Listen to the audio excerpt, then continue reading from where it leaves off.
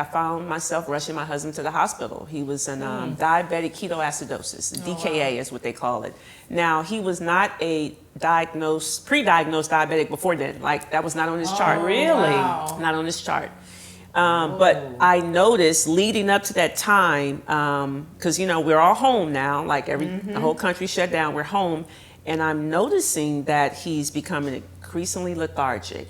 He's drinking a lot of water. He's very, he wants sweets all the time. He's going to the bathroom. He's peeing like every 15 minutes. And so me, with all this knowledge that I have, high school for the health professions, a Bachelor of Science in Medical Technology from Howard, like I have all this information. I said, these are classic signs of diabetes. And but it wasn't on his chart. Not on his chart, but he exhibiting all the symptoms. Okay. And so this is the story, this is the revelation I had. I thought I wanted to be a physician. Jeremiah 29:11, right? God says, for I know the plans I have for you, declares the Lord. And so it wasn't the physician route, but I believe everything that I learned up until that point prepared me for that moment. Yeah. Because I knew enough to go get a glucose meter to check his blood sugar, and it was 428. And what is it supposed to be? What's a normal? So a normal blood sugar is below 100. Wow. Oh my goodness. It was 428. So if I knew what I knew, then I should have probably taken him to the emergency room then, but I didn't, because I'm thinking God's food can heal the body. Yeah. So I started giving him raw salads and smoothies and water and things, and I got it down to about 300, 303. That's the lowest I got it. Okay. And it was actually on April 5th. What happened was, because he was upstairs resting, because he was really, really tired, like he could barely walk. And my kids were downstairs, none the wiser. They just think Dad is resting. And so we woke up that morning. My husband was he had the phone on his chest, and it was the speakerphone.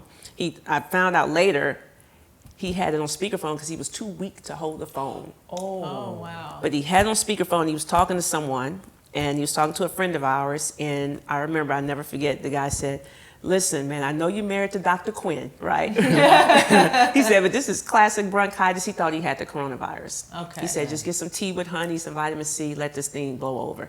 But I don't know, God, everything in me was telling me this is not the coronavirus. I just did not believe it. And so I said, but I'm not a doctor. I don't play one on TV. So I went downstairs. I got the tea with honey. I got the vitamin C. I came back upstairs. I had told my husband. So my husband's name is Michael, but his nickname is Pops. I said, here's Pops. Just drink this. I said, I'm going to go downstairs and work out. I went downstairs, and I knew I was going to get on a bike. I'd be down there an hour at least. Holy Spirit, that's all it was, stopped me in my office, tapped me on my shoulder.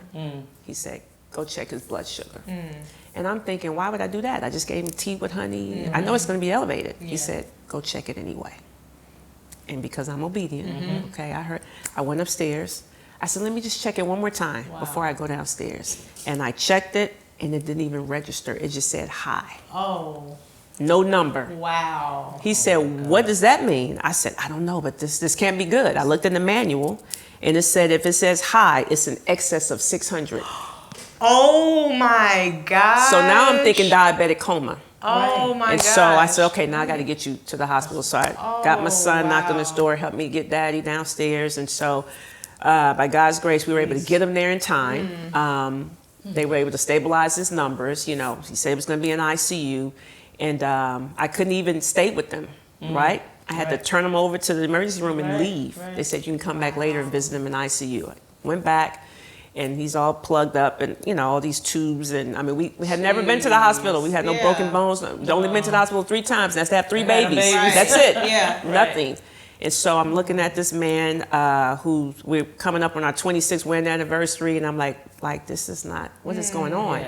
And so before I left, the doctor told me something that you never want to hear. He said he must make it through the night. And I was like, wow, like this is serious.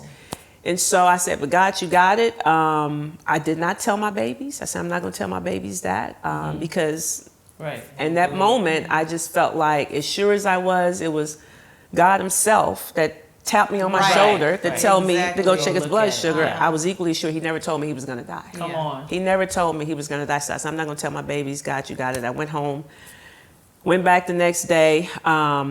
Numbers were stabilizing. And so April 9th, he's discharged. Okay. Praise God. They say Mr. Parks, you have to stick yourself with insulin in the stomach 4 times a day and take metformin once a day for the rest of your life. No, wow. I said, the devil is Right. a liar. That won't be our story. No. And so while he was in the hospital, I was at home putting together a plan. And so when he came home on April 9th, we immediately implemented the plan. Okay. And April 17th was his last day on medication. Wow.